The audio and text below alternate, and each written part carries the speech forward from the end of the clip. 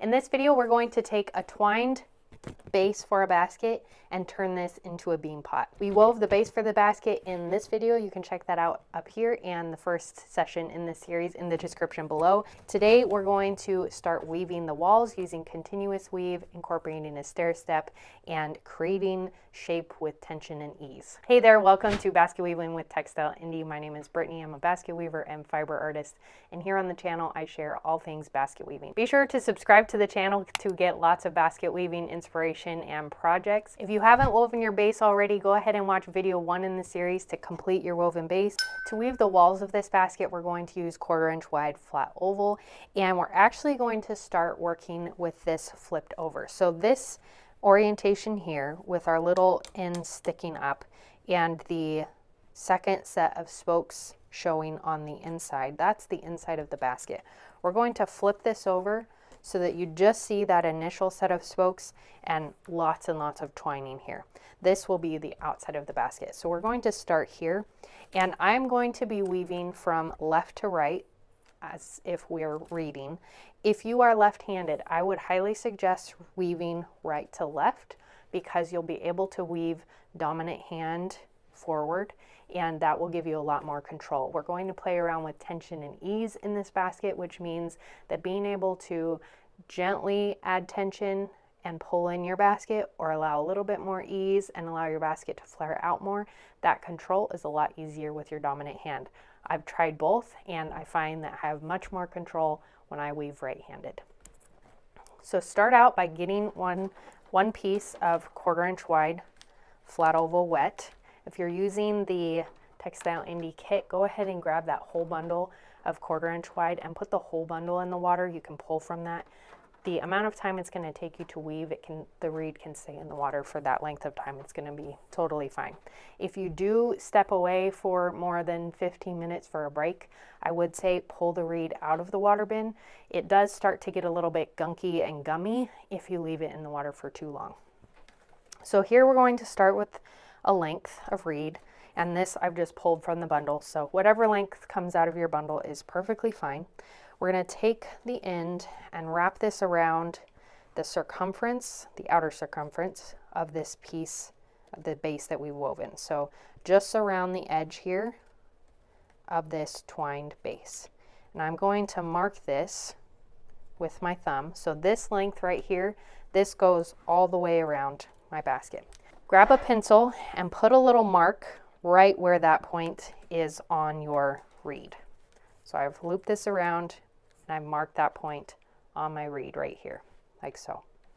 Now from that point, we are going to taper from that mark down to the end of that length of reed without cutting off the extra length. We want all of this length, so don't cut it. We're just tapering or trimming down the width. So I'm going to start at the full length, or sorry, full width, and I'm just going to catch just the tiniest sliver of this edge with my scissors, and you can see that's not very much material that I'm cutting off here. Now I'm going to go to about 1/3 of that length, and I'm just kind of guesstimating here, and then I'm going to cut maybe 1/4 of the width away, and then down to a little bit further than 1/4, and my goal is by the time I get to the end, I've tapered it down to a very thin piece. Like so. So now you can see this piece, this is the piece that I cut away, so it's wider on the very end and it narrows down to practically nothing where I started cutting. If you look at the length that you have left, you've got the full width here, and then it slowly tapers down to a very thin end right here on my end. Now this allows you to start gradually without having a wonky rim. We need to start kind of tapered and we'll end tapered so that when we get to the top of the basket, it sits flat or parallel to the table. So now working with flat oval, we need to work with the rounded side to the outside. So I'm going to find that rounded side. Sometimes it's easier to feel that way over here on the wider end. Slide this through your hands so you have that thin end. And now we're going to come to the side away from you. Tuck this under one of these spokes, doesn't matter where, and clamp that in place like we did with the round reed. We're going to clamp that. That'll hold in place. Now give a little tug, make sure it doesn't come loose. Now that counts as an under. We're going to work in plain weave, weaving around the basket. So that's an under. We're going over and then under. I'm weaving this close to that twined section, trying to pack it in nice and tight. And I'm weaving this flat because we want kind of a rounded hip to our basket. So we're going to weave the first 2 rows flat against the table. And then gradually pull the spokes up. Rather than upsetting like we would for a square or a rectangle basket, for this specific round basket, I like to create kind of a rounded base, and I'll show you how to do that. We're going to keep weaving, pulling this in nice and snug. When you get to your clamp, that is going to be a cue for our stair step. So with the bean pot or with a spoked bottom basket, we are working with an even number of spokes because we've laid out 12 spokes here and we have 2 sides to each spoke. We have 24 legs that we're working with, which is an even number, which means that with continuous weave, because you're weaving around and around and around in a spiral, it's going to throw off the over under pattern going around. To account for that, whenever you come around and you've done around one time around your basket, we need to go over 2. So I have this little mark that I made. I'm going to come in with my eraser because this mark's going to show. I'm going to erase that away. And then I'm going to go over 1 and over 2 and then under this next one. So this little tail here isn't round reed, even though it looks like it. That's the tail of my 1/4 inch wide that I started with. So this over 2 is going to happen every time we go around the basket once. It's just going to shift over a little bit, and we'll go over that more once we continue. So I'm going to do another round with this flat against the table, rotating around, and I'm working over under. And now after that over 2, you should be weaving an opposite pattern to that first row that you wove. So where you were over that first time, now you're going under, or you were under the first time, now you're going over. So it's opposites. And I'm packing this in nice and snug, pulling tight. Okay, now here I've come back. Here's my over 2 on that first row. Now, each time you do this, you're going to shift over 1 spoke and go over 2 from there. So I went over these 2 here. I'm going to shift over 1 spoke and go over this one and over this one. So over and then under. And that's going to shift our over 2 from here, these 2 here, to these 2 here. And then the next time around, I'd shift it over 1 to the right and go over these 2 here. The row after that, go over these 2 here, and so on around the basket. Now we've done 2 rows flat. We're going to spray down our spokes because mine are getting a little bit dry. And if you ever notice that your reed is starting to get really light or it's starting to feel dry, kind of sandpapery, go ahead and spray it down with water, run it under a sink, dump it in your water bin, whatever you need to do to get it damp. Now from here, we're going to tilt this up on its side like this so that the inside of the basket is away from you, that base is up against your body. And now you're going to add some tension on your weaver. So I'm pulling a little bit as I stitch. So my goal is to start to curve these spokes upright as I start weaving these next rows.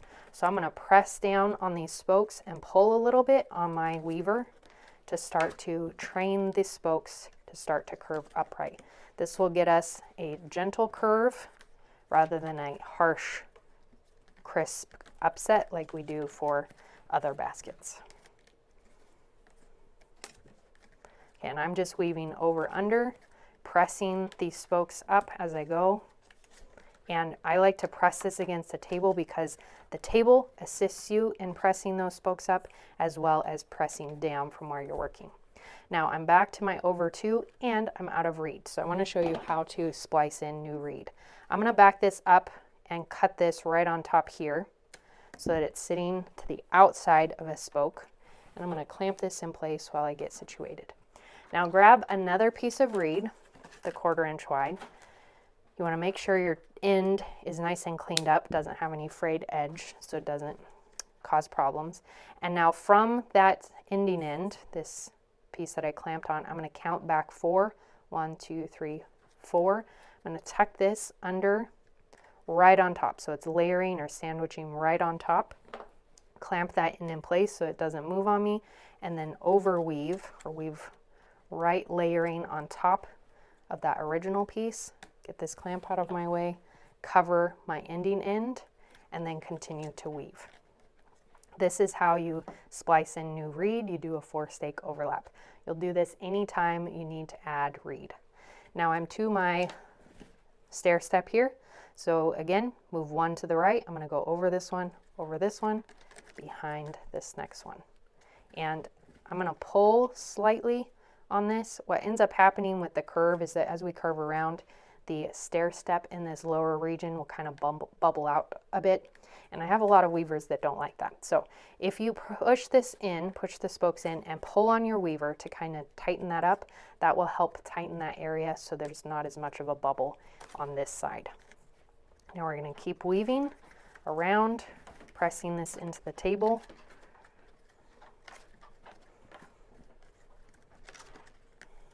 And we're going to do a total of 5 rows before we take a pause and check on the shape. So you'll keep going around and around. When you come to any splice areas, make sure they're layered on top of each other so that they're not going to pop out. And you weave right over them, and that will hold them in place. Now I'm back to my stair step, so I was over these 2. I'm going to move 1 to the right, so I go over these 2. And again, if you press these down and pull a little bit snug on that, that'll help it from sticking out too much. Now I'm loosening up my weaving just a little bit, so I'm not pulling in quite as tight on this next row. And now I have 5 rows. If you go back 1, 2, 3, 4, 5. Here, because this tail is so thin, you do have 5 rows, but it's going to be tricky to see. So my little tail, that end that I started with, is right here. It does look like a round reed, but I count that, and that counts as my 5. So I'm going to clamp this here, my weaver. Don't cut your weaver, go ahead and leave it, and sit your basket upright. Now, the point of the bean pot is that it kind of has a weeble wobble to it. That rocking aspect to it is a natural aspect. If you want to press some of that out, you can press this against the table and kind of try to eliminate some of the tilt or the shift, but that is a natural aspect of this basket. So if you get the rocking, that's pretty typical of a bean pot. Every shape is very welcome in bean pot weaving. Bean pots come in a variety of shapes, and every time I weave a bean pot, the shape ends up slightly different. So there is not one very specific way to weave a bean pot or any basket, but typically a bean pot starts with this curved base and it comes out just a little bit, and then it starts to taper in so that the opening is smaller than this hip, which means that we start to tighten up and pull in the tension a little bit. So here at row 15, I'm going to splice in a new piece of reed because I've run out. Don't forget to get your reed damp anytime you start with a new piece of reed. You don't want to work with dry reed because it's going to crack and break, which lowers the quality of your basket. So I'll splice this in and then clamp it so that it doesn't move. And now to weave in tension, once again, you're going to pull in slightly as you weave. So each time I'm adding a little bit of a tug. It's kind of gentle because it needs to be gradual, but I'm pulling on the weaver to start to pull the spokes inwards. Another way to do this is as you weave, start to shift the spokes in the direction that you're coming from. So for me, that would be towards the left. That will start to angle your spokes in a spiral around the basket. So I typically tend to just pull on my weaver rather than trying to adjust the spokes, but that is an option. Check your shape every once in a while. It can be very easy to, on one side of the basket, unintentionally tighten up or loosen up compared to the other side. So if you check the top and see how it's starting to curve in, you can also look at the silhouette. You can see that trajectory and see how happy you are with that. and then continue on with the tension until you have a total of 32 rows. There will be a point as you're weaving where you're going to want to relax the amount of tension that you're creating, or your spokes are going to get so close together that it will be difficult to weave between them. So at some point, don't pull quite as hard on your weaver in order to maintain, kind of pull in just a little bit, but not so much that your spokes get so close together you can't weave anymore. When you have 32 rows woven, you want to count from the place where you started. So if you find that first over 2, that's where we began. So our starting end is tucked in right by the round reed. So count up. When you have 32, you want to end this piece on the same, or your ending piece, on the same spoke or one beyond where we started. So I'm going to cut that right there. And now I've had you weave that, but we're actually going to unweave one row. So back weave until you get back to that same spoke. So my starting spoke and my ending spoke need to meet. Now I'm going to pull this end. We're going to taper this end down the same way we started. So this end needs to be very thin. We need to go to the full width out here. If you want to start here and work your way out to the end, you can. I'm going to work my way from the end, starting at a very thin taper, working my way up until I get to that full width where I ended the weaving, like so.